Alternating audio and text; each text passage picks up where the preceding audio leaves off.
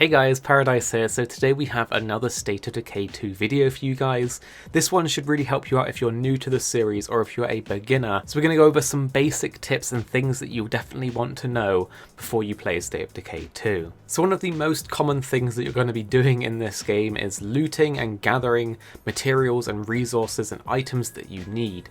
And one of the best ways to go about doing that when you're thrown into the world without quite knowing what to do is to go up to a scout location. These are things like radio towers, raised signposts, the top of buildings even, and when you're up at the top you want to look around, zoom in on the question marks that you see around the place, and this will identify everything and actually add it to your map of the area. And once things are added, it makes it so much easier to find the specific things that you're looking for. This brings us to my next tip, which is to use the map. The map will actually show you the names of the buildings, the resources that you could potentially get from them, and will give you a really good idea of where things are, like vehicles and different military checkpoints and stuff. So for example, if you're really looking for some fuel, you might want to look around for a gas station. If you're really looking for some medicine, you might want to look around for a hospital or a clinic. If you're low on ammo or want some really good weapons, then look for police stations or gun shops. If you're looking for materials, you want to go to industrial areas. And if you're really looking for food, then grocery stores as well as many other places will have food. Another good tip for finding specific resources is to use the radio. You can get to the radio by pressing up on the D-pad, or on PC you can go to your inventory and then you can press E to get to the radio, and this can be remapped in the settings as well. When you're in the radio menu, you can go to find resources / people, and then you can locate specific resources as well as other followers for your base. So another really useful tip when you're out and about and gathering is at the top left of your screen. When you're in a place that can be looted, you can actually see the number of available loot items that can actually be opened.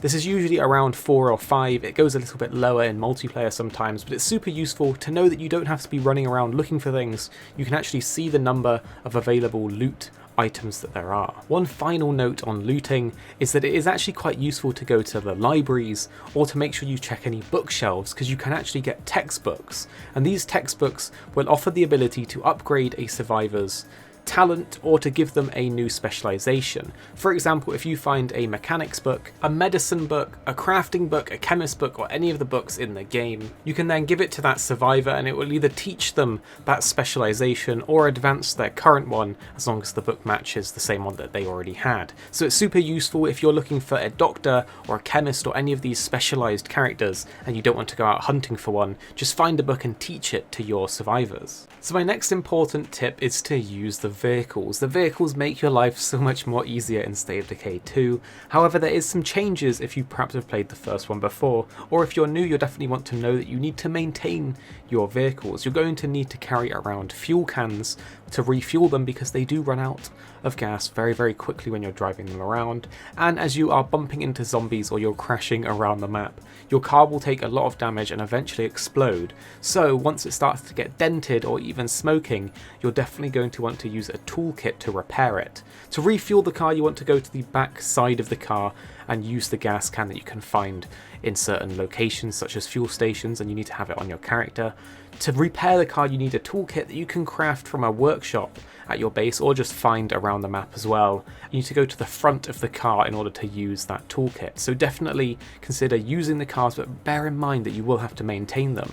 The most important feature of the car is to actually know that you can put things in the trunk of the car. When you go up to the back of the car, you can access the car's inventory. Different cars have different amounts of trunk space, but the most important thing about this trunk space is that you can use it to store the large backpacks of resources that you get from around the map. So what you want to be doing when you're out on a supply run is going from house to house, getting the things that you need, putting them in the back of your car, the big backpacks, that is, the resources, the food, beds, ammo, fuel, and materials, stuff the car full, take it back to base, and then unload them into your base. You can also upgrade the cars as you get later into the game and can get an auto shop in your base, so that is something that you can aim for. The next thing that you're going to want to know is about the infection. In this game, there are zombies with glowing red eyes. These become pretty abundant at night time, and they're quite fast, and they also swarm to defend the plague hearts that are around the map. When these red-eyed zombies attack you, they will build up the infection meter at the side of your screen on that character. If that meter maxes out, you will get infected, and then you have a real life timer before that character gets perma killed and gets transformed into a zombie. There are a couple ways to reduce this from happening, so you're definitely going to want to build an infirmary in your base. Once you have the infirmary, you can either make a cure or do infection therapy. The therapy costs 3 plague samples. You get these as drops from the red-eyed zombies and also from the plague hearts themselves.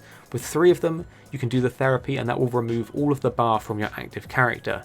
But if your character is infected, you will need to make the cure. The cure will require 5 of these plague samples. So as long as you're on top of it, you can actually cut corners and save some plague samples rather than waiting till your character is infected and treating him afterwards. Although ideally you don't want to be getting hit by those zombies regardless. Our next tips are going to be on the bases and outposts.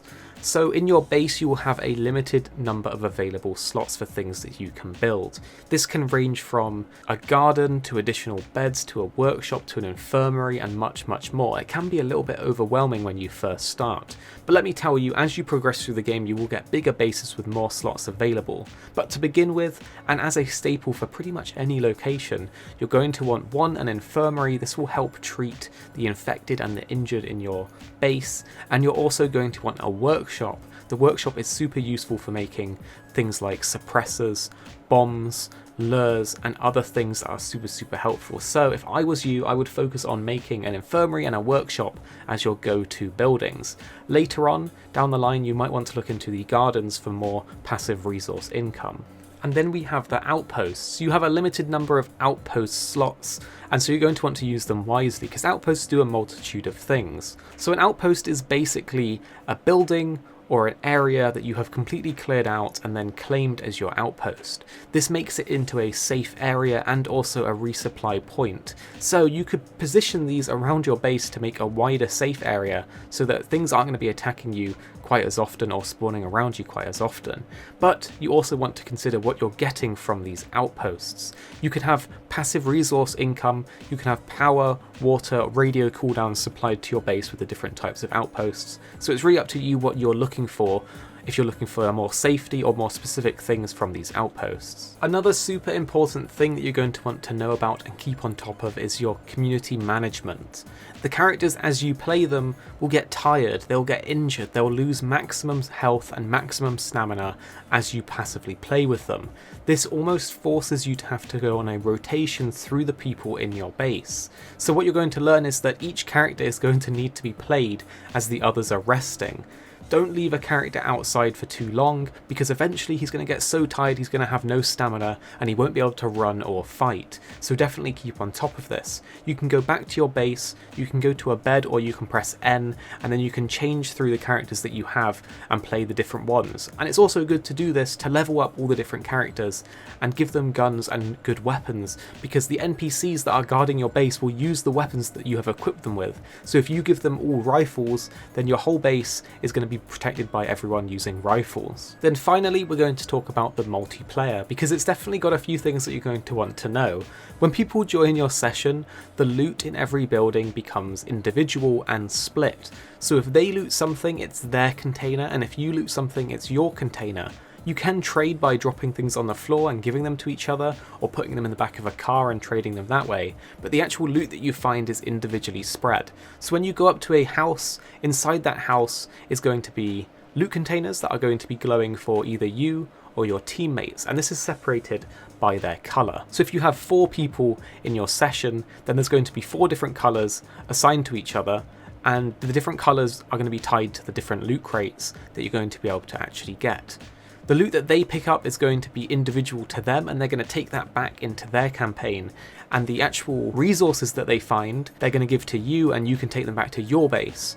So while you're in someone else's save, you can go and get XP, you can go and loot items, the resources will go to the host. However, when you return back to your own save from being in someone else's and helping them, you will get a bonus of resources and other things for helping them out. So in terms of helping other people, it's definitely worth it. And in terms of people joining your own lobby, it makes your life way easier. So guys, that is it for this video. If this was helpful to you, do let me know in the comments. If you enjoyed this video, make sure you hit that like button, subscribe as well for more content like this. You can check me out over on twitch.tv/Paradise Central, where I'll be live streaming. The link will also be in the description of this video. We're playing a lot of Monster Hunter and State of Decay 2 lately. Appreciate you all watching, hope you're having a lovely day, and we'll see you next time.